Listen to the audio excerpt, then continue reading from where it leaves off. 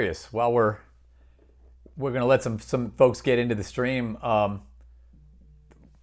Yeah, we're gonna let some folks get into the stream. What are the monitors you have back there? You've got like two pairs. You've got one larger pair. Are Well, those the the larger tannoys? pair, those are tannoys. I think we're live, John. The larger pair are tannoys. Then we have some Yamaha NS10s, some Oratones, and then the NHTs up there. Wow, love the old school, the tannoy golds and the Yamis, Yep.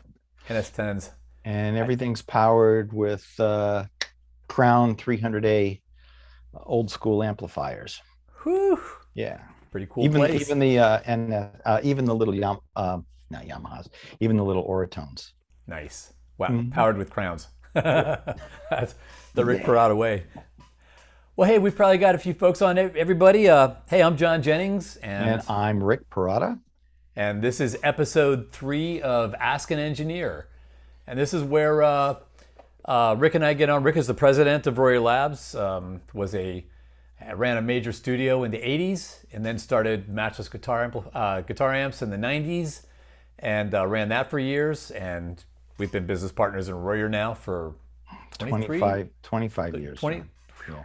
Yeah, long time. Yeah. It's been a great run. It really has. Yeah. And so Rick is a co-engineer with David Royer, and we've been asked so many questions over the years. We just thought let's get started doing them live and take some live questions and hit some themes. What we're going to talk about today, we were planning on talking about high SPLs and ribbon mics, but we're going to get into that in another episode because we just recently had a special on R10s and D boosters, and we got so many questions about D boosters that we thought today would be a good day to just hit that and answer some questions that we've been asked. Take your questions, and then anything else you want to ask us about, just ask online, and we'll get to them. Rick, you want to just sort of talk about the general concept of the D booster and lifters in general? Sure. Well, lifters came about thanks to a gentleman named Cloud as a result of two things.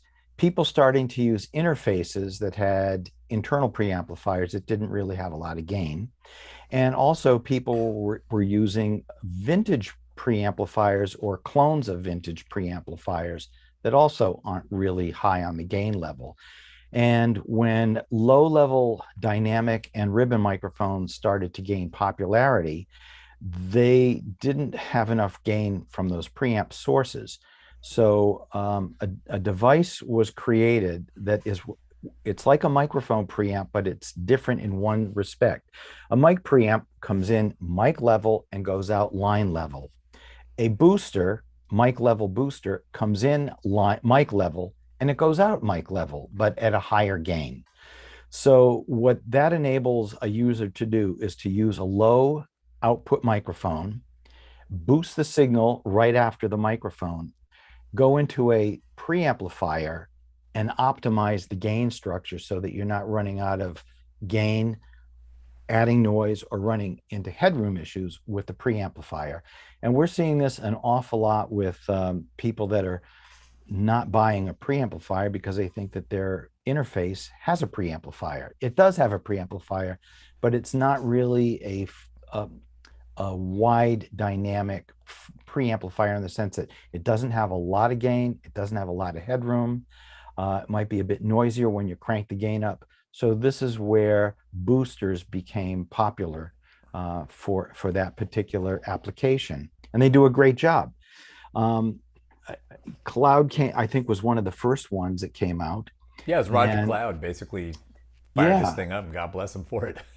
yeah. I mean, he did a great job. And when we got involved in producing a booster, we wanted to take it to the next level. If you notice that most of the boosters that are out there have one gain, max gain, but that's actually a misnomer because the gain of those boosters is dependent on the phantom power and the impedance of the preamplifier that it's plugged into. So the gain may be rated at so many dB and it may drop considerably because the output is affected the output of the booster is affected by the preamplifier and also What the do you mean, noise level. like by the input impedance? Like if you're, what in the preamp makes that The fall input apart? impedance of the preamplifier, if it's transformer coupled or if it's even if it's not transformerless, but if the impedance is low, all those things can affect how the booster is going to operate. So you can buy this booster that you're expecting 25 or 30 dB of output from, or a boost from, plug it in and like have it all over the map. I guess Yeah, depending on the not pre's. only is it the output, but the source impedance of the microphone also affects it. And this is where we deviated from that. If you look at the way the D booster was designed, the input section of the D booster and the output section are completely isolated from each other electrically, or yeah. So in other words, that the impedances of the microphone and what the D booster sees, that has no effect on what the output of the D booster does. Gotcha. All right, so somebody asked, and I thought this was sort of an interesting first question, because why are you and Cloud and SE and everyone making inline lifters? I have plenty of level with my AKGs and SE mics. Of course you do, because those are condenser microphones and they are pretty hot by nature. Yeah, And in the old days, if you go back to the real old, the 50s and the 60s, condenser microphones were very hot. It enabled preamplifier manufacturers to make preamplifiers that had actually less gain, and it allowed them to claim a better noise specification because they weren't running okay. that much gain. So it In worked. the It I was worked gonna for say in everybody. the like in the 50s and stuff, 40s, 50s, they were building them for ribbon mics, so they had to have a lot of extra gain. And then when the condenser mics became really popular, the gains that were required were less. Right. So, like I won't mention any preamps by name, but some only have 40 or 50 dB of gain max. Whereas a modern preamplifier will have, let me see, I'm looking over here at, I think, a Great River, and it's got like 70 dB of gain, Cool. you know, Cool. and So some the answer to have, that question then is like there's just you don't need a lifter with a condenser mic. Yeah, plenty of level no matter what pre, but you get into a dynamic or a non-powered ribbon, and that's where you need the extra level. correct. Especially if you're using ribbon microphones at distance where you need as much gain as possible. Ribbon microphones just are generally low output devices. Yeah, it really doesn't matter so much if you've got it like in the grill cloth of your Marshall 100-watt head, or even your Right. your Fender Deluxe if you're close micing it, or trumpet or Sure. something like that. But yeah, if it's an acoustic guitar or a soft vocal or something, Right. unless Yeah. you've If got you were recording an acoustic guitar directly into, like let's say even a Scarlett or a UA interface or whatever the interface is, you're going to be cranking the gain up to max, which means you're reducing the headroom and also bringing up the noise level. And it may not sound that good. So by having some extra gain before it hits the preamp, you're able to match a good gain structure between the booster and the preamp and get the best signal possible. yeah, good because I mean the industry did completely swing to condenser mics for a long time. So it's condensers and dynamic mics, and then when ribbons came in, preamp manufacturers started making a higher. Well, if you remember, about 15 years ago, they started having what was called the ribbon mode, Yes, which kicked up the gain by about 10 dB.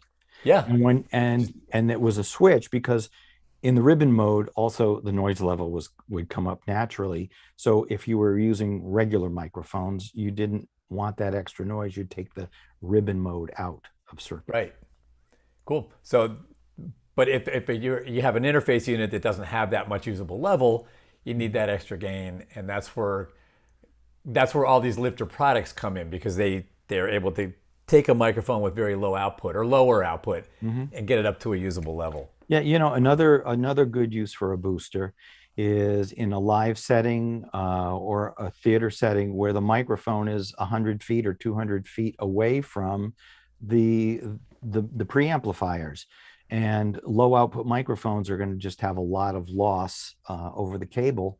So if you can put a booster in line with that, it's going to send a nice hot signal along that cable. Cool. Yeah, somebody else had asked that. Can D-boosters help on live gigs with long cable runs and with cable splitters? Absolutely. You bet. So what happens? Like if you hit a cable splitter, like what's happening that gives you a problem, and Well, what does the the D-booster do? whenever you go through a cable splitter, each output has a load. So whatever, one output's going to go to the mixing console, that's going to impose a load on the Ah, microphone, and yep. the other output's going to go to, say, the recording truck, and that's going to put a load. So it's cumulative. The load is cumulative at the Got it. You microphone. double up that load, it gets back to the mic, and Right, then it dampens the microphone. right. All right. Let's see. Well, here's why can't I use a debooster with my condenser mic if I want more level from the microphone? Well, I'm surprised if you have a condenser microphone and you need more level, Yeah, me too. you might start looking at what's going on with your signal chain. We have had Um, that question a few times though, like why can't you use yeah. the debooster with a condenser? It seems Well, obvious, but let's talk about that. the simple answer is the D booster, because it's designed for dynamic and passive mics and ribbon mics. It blocks phantom. If you were using an old RCA 44, sometimes the way they were originally wired, you would damage the microphone if you put phantom on it. So the debooster deliberately blocks phantom, so you cannot use a debooster with a condenser mic unless it's an electret condenser that has its own built-in battery. Ah, got it. Okay. And you probably wouldn't need it anyway because condensers are so much hotter. Condensers are going to be hotter. Yeah. If you're having gain issues with that, you've got some other problem going on.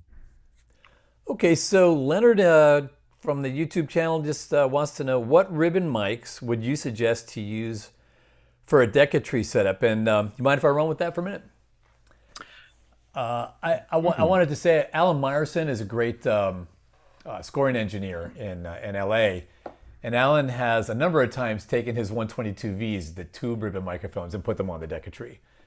And they work beautifully there. He did that a number of times during the filming of some of the Pirates of the Caribbean Yeah. scores and then some others.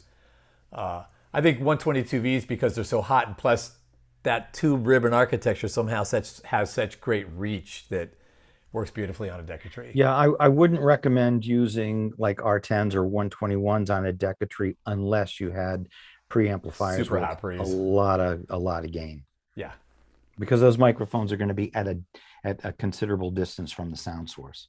Yeah. I mean, normally, what is it? M50s on the Decatree, Yeah, and and but you those are hot, hot yeah, mics. real hot and pretty bright. But they capture distance beautifully, and the 122Vs do a really nice job with that too.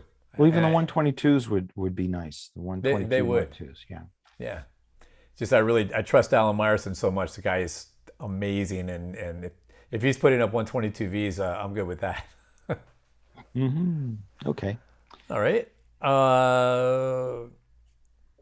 Okay, so we're moving a little off the debooster track here, but that's fine. Nick would like to know, would you ever close mic cymbals with a ribbon, and what caveats could you foresee?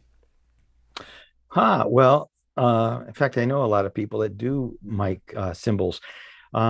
Cymbals would reproduce very nicely without the typical cymbal splash that you get when you are using a condenser microphone, and some dynamic mics, especially when they have a round diaphragm and you get the drum head effect with all those resonances. You can utilize the advantages of the bidirectional nature of the microphone if you position it correctly, that you can dial out any leakage. But remember, the backside of the microphone is open, and out of phase with the front. So depending on its position, positioning the microphone is going to be critical, but it should work really great on cymbals. In fact, if you do the key test with David's famous key test, where you shake a jumble of keys in front of a microphone, you'll notice that ribbon microphones have a much more natural sound than a condenser microphone for that purpose.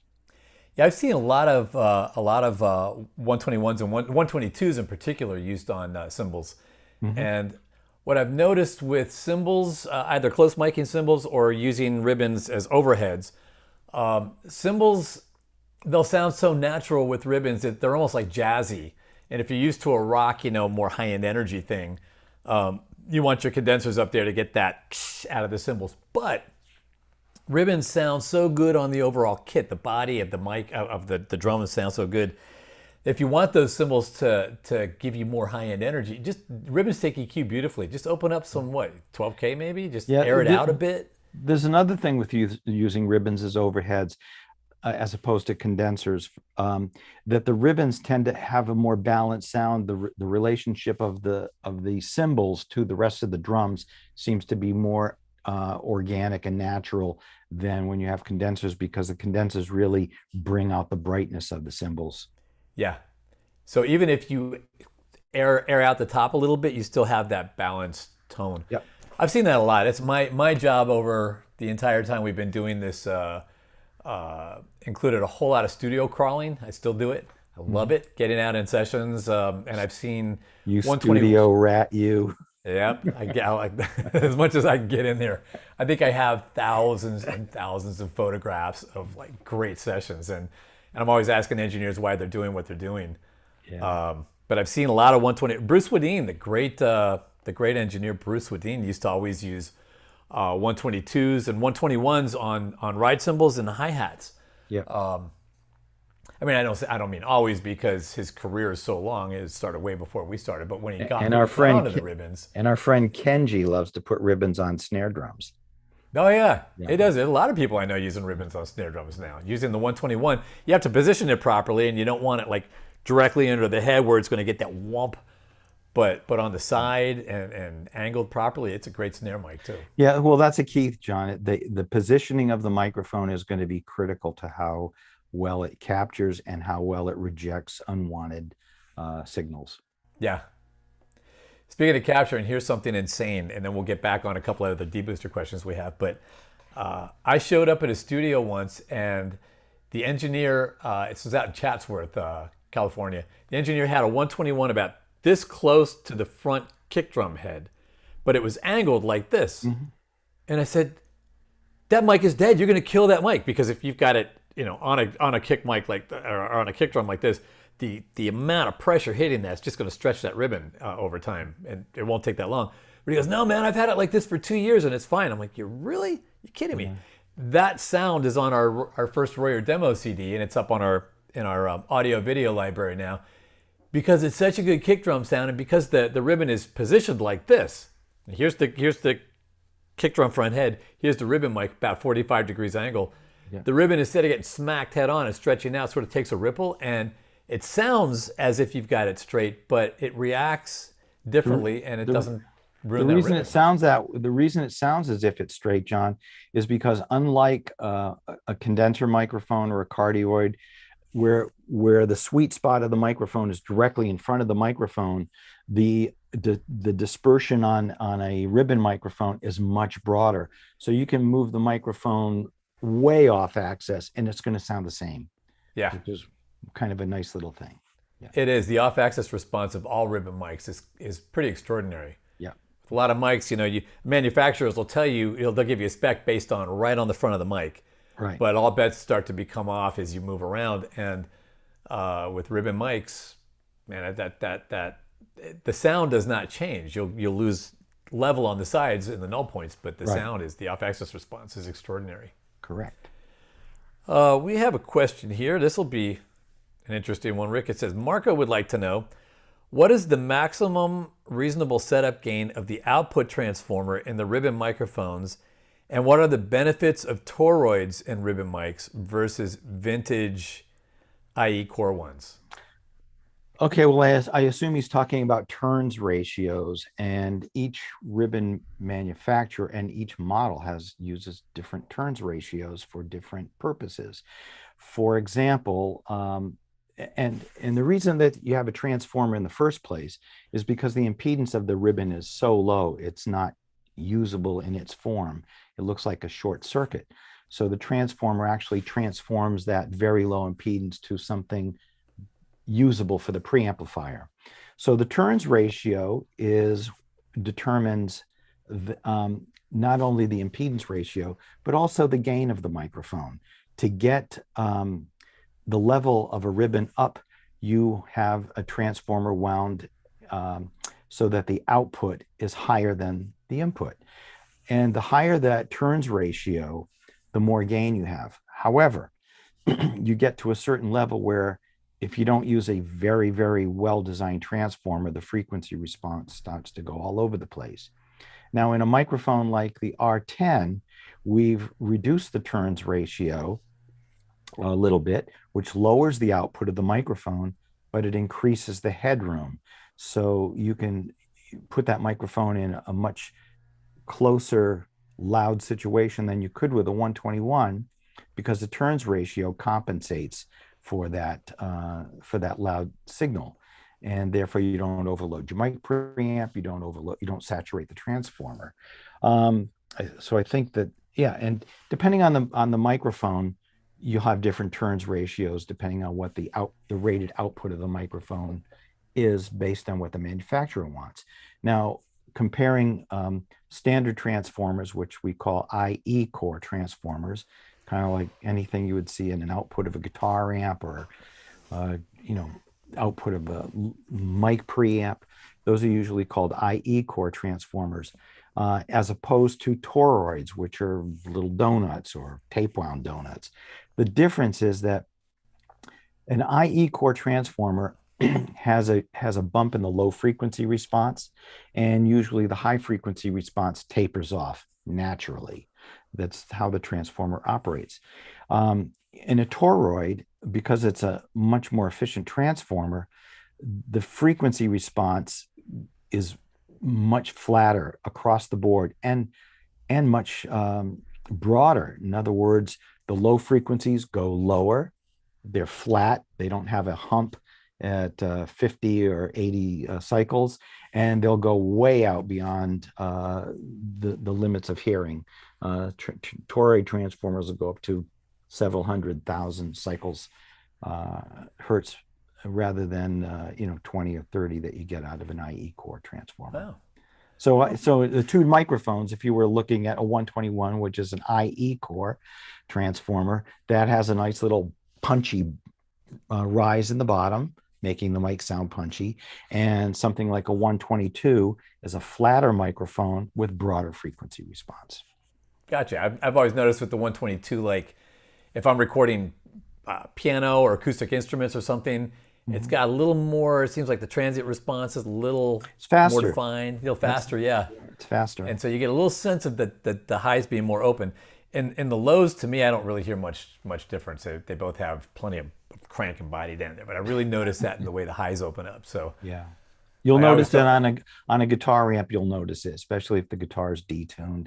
You'll notice that a 122 does not have that as big a punchy sound. Still has the ribbon sound, but that hump is, I mean, that's actually a couple of dB hump in the 50 cycle range. Gotcha. Okay. Cool. All right. Here we go. AJ wants to know, will using the debooster on a mic that doesn't need a boost kill the mic? Why or why not? Well, kill the mic. It'll just make it, if it doesn't need it. It might, it's redundant if you don't need it, if you don't need a debooster, except there's one little thing that you might want to take note of. When you go through a debooster, you're providing a very optimum impedance condition for the microphone. So the microphone is going to sound very consistent no matter what preamp it's plugged into. And the debooster, which also acts as a low impedance buffer, is going to give you a very nice sound of its own. So yeah, it's actually, I've heard of some mics that just people say that they sound better, and it's like, well, the debooster is not making it sound better, but it's putting it in such a sort of like a perfect electrical world with that low impedance right, and also the mic's not affected by the preamp that it's plugged into. Yeah, which some microphones are affected considerably. I mean, even a 121, if you were to plug that mic into an input, a preamplifier with an input impedance of less than 1,000 ohms, the bottom end's going to be affected, The top end's going to be affected, and the level's going to be affected. I've got a story about that. So out at Rumbo Recorders long ago, uh, there was I think it was Matchbox 20, and they had put a pair of 121s in the room. The engineer said, "This is going to sound great," and then he called me in the middle of the session and said, "Man, they're not sounding good. What's the problem? This is not looking good." And I said, "What are you plugged into?" And he said, I got them in the Neve console." And I said, "Get him out of there and plug him into something else. What else have you got?" We talked about pre's, and I think he had a great river or something.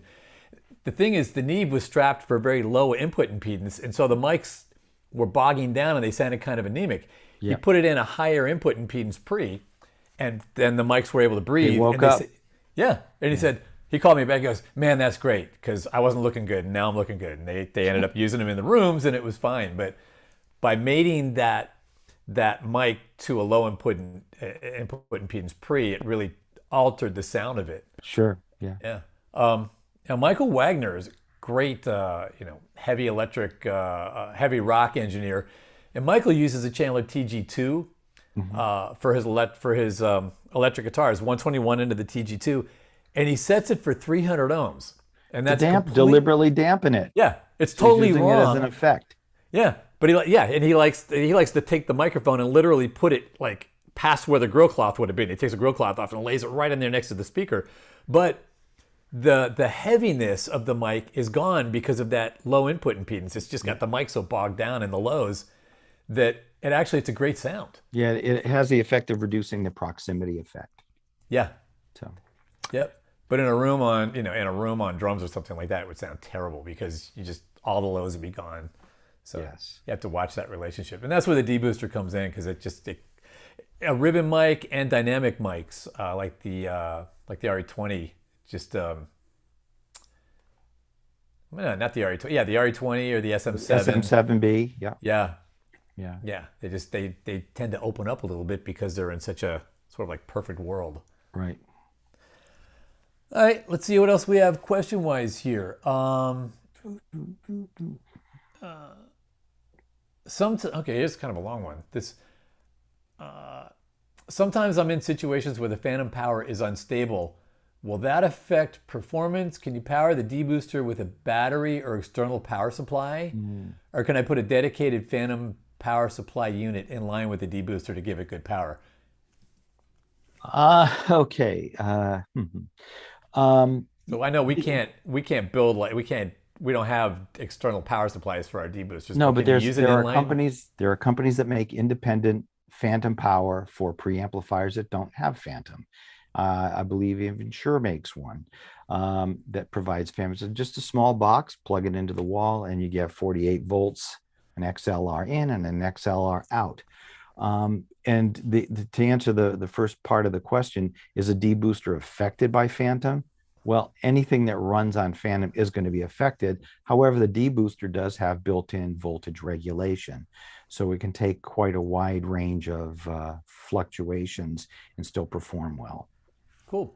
Hey, seeing as we're talking about the D-booster and we're about 30 minutes into this, why don't we take a look at some pictures? Sure. Let's just look at what it's made of. Ricky could talk about that. We can do a comparison with some others. Oh, you've got one there. I've got a D-booster right here. There we go.